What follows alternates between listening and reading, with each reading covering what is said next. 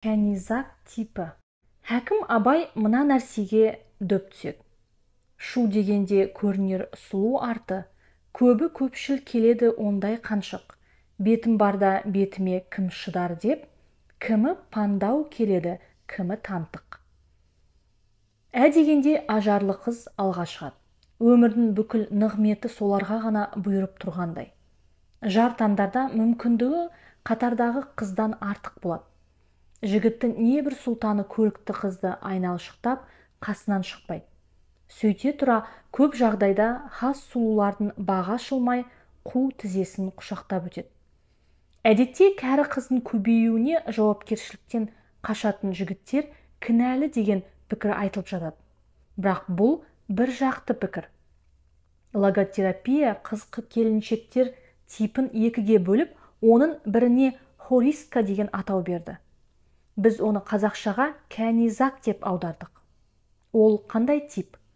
Бүкіл ресурсын беттің ажарына ғана салатын ақылсыздау арулар. Олар бет әлпетін сәндеумен әуре болады. Өмірлік бақытын ажары арқылы табам деп ойлайды.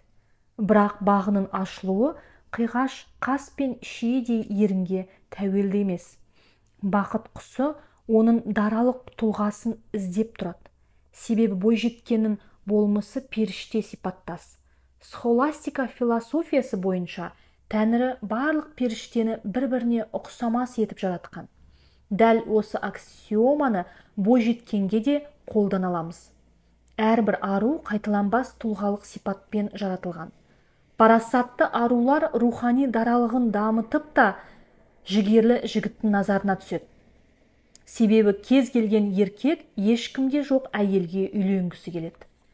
Бір бойжеткен қылығымен, күлкісімен, талғамымен, ой пікірмен екінші біреуден аумай қалғанда жігітке оны тастап кету түк те қиын емес. Бейсаналы түрде мұндай қыздар толып жатыр деп ойлайды. Сандуғаш есімді бойжеткеннің басынан мынандай оқиға өтті. Ол 16-17 жасында облыс орталығында жүргенде даралығы көзге ұрып тұрды. Оған көңілі түспеген жігіт қалмады. Бірақ ол арман арқылап Алматыға оқуға келді. Университетте кәнизак типінің вирусын жұқтырады. Даралығы жоғалған сәттен бастап жеңіл мінезді жігіттер жоғыса бастады. Оларға қарап өзі де торығатын. Оқуын бітірген соң Астанада жұмысқа тұрды. Сұлу қызға тағы да сері жігіттер үймелей кетті. Бірақ ешбірі үйленейік деп сөз салмады. Сүйкене кеткен жігіттің жеңіл ұсыныс айтуға дайын тұратын әдетінен мезі болды. Бір жігіт, сен менің алғашқы жүрген қызыма қатты ұқсайсың дегенде, Сандуғаш жарылуға шақ болды. Осы оқиғадан соң өзін сауық сайран той думаннан уақытша шектеді. Оңашада ойлануды әдетке айналдырды. Мектепте кім едім, бала кездегі арманым, талғамым қандай еді деп өзімен өзі толғанады. Көптің бірі болып, қадірсіз қызға айналғанына өкініп, үнсіз жылады. Бұдан соң өзіме ораламын деп рухани реформасын бастайды. Жүрегі қалаған стильде киінді. Бала күнде құлағына сіңген дәстүрлі әннің фанаты екен жүрген жерінде ашық айтты. Отырыстарда қазақ ақындарының өлеңін оқып берді. Даралығы оралған соң көп ұзамай оған жігіттің бір сырттаны есі кете ғашық болды. Сенсіз өмір сүре алмаймын, маған жар болыңыз деп жүрек жарды ниетін ақтарды. Қазір олар үлгілі отбасы. Сандуғаш 2 баланың анасы. Жас қыздың бәрі бір нәрседен қателеседі. Олар классикалық талғамынан қымсынады. Мүмкіндігінше бір модельге, бір типке айналуға ұмтылады. Бірдей ойлайтын, бірдей кино көретін, бір жанрды сүйетін топтың талғамына жығыла кетеді. Бойындағы қайталанбас даралығын өзі тұншықтырады. Дара болуды ақ қарға, белая ворона болу деп үрейленеді.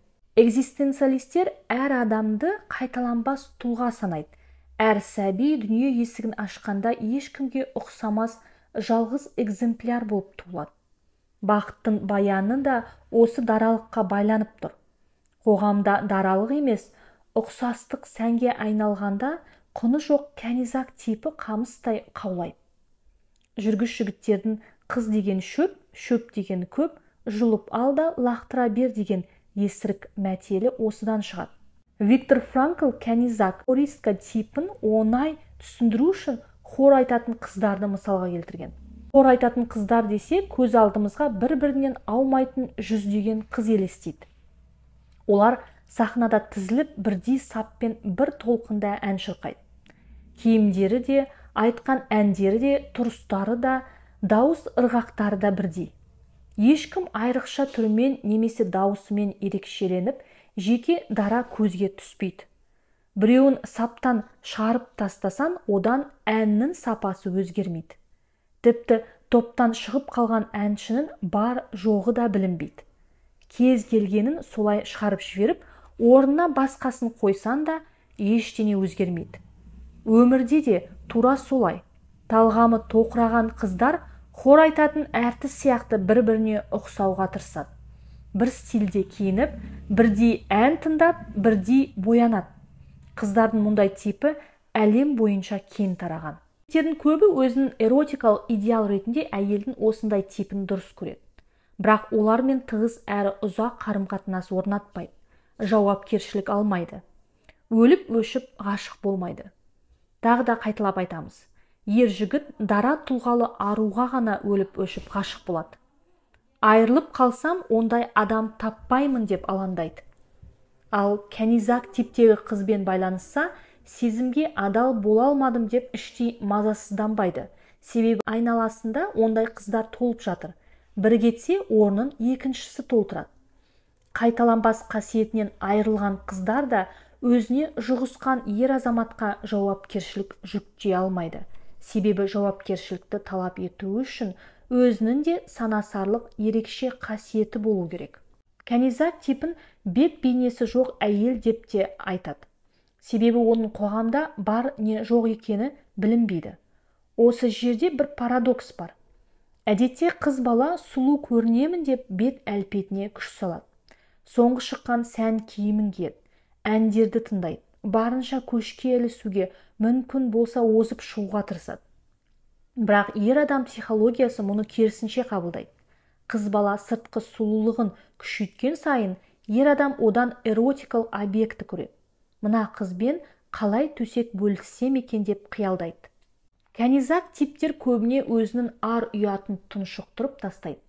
Косметиканың көмегімен жеке дара қадір қасиетін көрсетпеуге тырысады.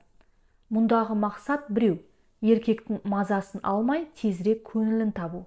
Себебі еркектер ар ұяты бекем қыздан сескеніп тұрады. Юнгтың ол жайлы арнайы еңбегі де бар. Ар ұятына берік болып, пәктігі бетінен төгіліп тұрған қызға қиянат жасауға екінің бірінің жүрегі дауаламайды. Ондай қызға жақындау үшін жауапкершілік арқалай алатын күшін болу керек. Сондықтан серілер жемтігін іздегенде даралығын жоғалтқан кәнизак типтер таңдайды. Түр-тұрпатын сылап сипаумен әуре болған қыз келіншек іздеген типін мен боламын дегенді оңай ұқтырады. Эротикалық нарықтың сұранысы да осы. Әйелді фигурасымен, томпайған төсімен бағалайды. Неғұрлым ашық киінсе, соғұрлым өтімді тауарға айналады. Ашық киінуіндегі мотив біреу. Жігіттер мені ғана таңдаса, маған ғана көңілі ауса екен деп тұру. Жігіттің ғашықтық емес құмарлық сезімін қалап тұрады. Шынайы қатынастың орнағанын қаламайды. Тіпті дене бітімін ашық көрсету арқылы біреудің көңілін жаулағанымен ол махаббаттың өзі емес, құбыжық формасы ғана боп шығады. Себебі ондай жұпты сүйкімді сымбат қана ұстап тұрады. Сымбатынан жалыққан күні еркегі теріс айналады. Мұны мынадай мысалмен түсіндірсе болады. Орта ғасырда патшалар гаремде кілең сұлу қыздарды жинаған. Оларды кәнизак деп атады. Олардың міндеті біреу. Қатын құмар патшаның нәпсісін қандыру. Сондықтан да олар дара болмысын қолдан жоғалтып бірдей типке айналуы тиіс. Патша олармен шынайы әрі нәзік қарым-қатынас орнатпайды. Күн немесе эротикалық объект ретінде қарайды. Кәнизактар гаремде 4-5 жыл, әрі кетсе 10 жыл жүреді. Ажары тайған кәнизак гаремнен шығарылып, оның орнын басқа біреу басады. Сондықтан кәнизактың қаупі қарттық. Мұндай жағдайға ұрынбау үшін адам индивид болуы шарт. Әу баста Тәңірі адамзатты бір-біріне ұқсамас ерекшелікпен жаратқан. Бір адам екінші біреудің тағдырын, мінезін, қасиетін қайталай алмайды. Әр адамның жеке миссиясы адамдық борышы болады.